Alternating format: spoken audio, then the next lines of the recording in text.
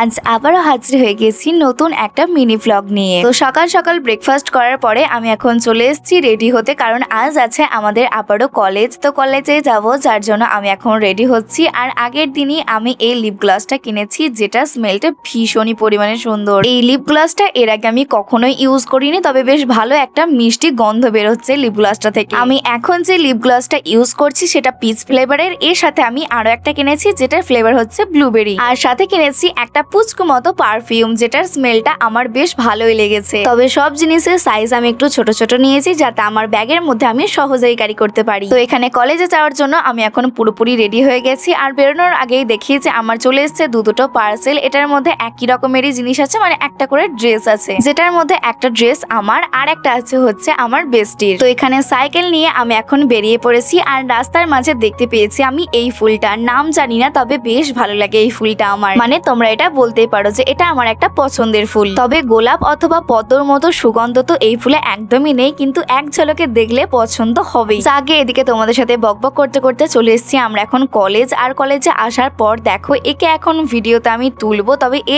এতটাই পরিমাণে খাটো আমার থেকে যে আমি তুলতেই পারছি না ওকে। আর এটা আমাদের কাছে একদমই নর্মাল ব্যাপার, কারণ এই সমস্ত জিনিসগুলো নিয়ে আমাদের মধ্যে ঠুকুমুকু হতেই থাকে। আর এদিকে হয়েছে আমাদের আরো একটা ব্ল্যান্ডার, মানে কলেজের প্রথম দিন থেকে এসেই আমাদের সাথে একটার পর একটা ঘটনা ঘটেই যাচ্ছে। প্রথম দিন তো আমরা ওয়াশরুম ভুল করেছিলাম, সাথে আমাদের অনেকক্ষণ টাইম নিয়ে ক্লাস হয়েছিল, যেটা আমরা কেউই জানতাম না, যার কারণে ভীষণ পরিমাণে খিদে পেয়ে গেছিল, যেটা আমি আগের ভিডিওতে বলতে ভুলেই গেছিলাম। আর আজ তো আমরা কি আমাদের স্যারও খুঁজে পাচ্ছেন না আমাদের ক্লাসরুম। আমাদেরকে বলা হয়েছে এক ক্লাসরুমে যেতে, তো আমরা সেখানে গিয়ে বসেছিলাম। আর তারপরে দেখছি যে সেখানে ক্লাস না হয়ে নিচেতে ক্লাস হচ্ছে। আমরা যেহেতু এই কলেজে একদমই নতুন, তো আমরা তো তেমন কিছু খুঁজেই পাচ্ছিলাম না। স্যারও ঠিকঠাক বুঝতে পারছিলেন না যে স্যার যে নিচেতে ক্লাস নিচ্ছে সেই রুমটা কোথায়। মানে আমরা কলেজে ঢোকার পর থেকে একতলা থেকে দোতলা, দোতলা থেকে তিনতলা, আবার তিনতলা থেকে দোতলাতে নেমে এসে শেষমেশ আমরা একতলাতে গিয়ে আমাদের পলিটিক্যাল সায়েন্সের ক্লাসরুমটা খুঁজে পাই। তবে যে স্যারটা আমাদেরকে সমস্ত ঘরগুলো দেখিয়ে দিয়েছিল, উনি যদি একবার না কল করে জানতেন, মানে কনফার্ম হয়ে নিতেন, তাহলে হয়তো আমরা গোটা কলেজই ঘুরতাম স্যারকে খোঁজার জন্য। সত্যি বলতে স্যার আমাদের ক্লাসরুমটা খুঁজে দেওয়ার জন্য আমাদেরকে তো ভীষণ পরিমাণে হেল্প করেছে, যার জন্য আমরা ক্লাসটা করতে পেরেছিলাম। তো কলেজে ক্লাস শেষ করে আমরা চলে আসি এখন বাড়ি। আর বাড়িতে এসেই তো আমি এখন লাঞ্চ করতে বসে গেছি, কারণ আজকে আমার মা বানিয়েছিল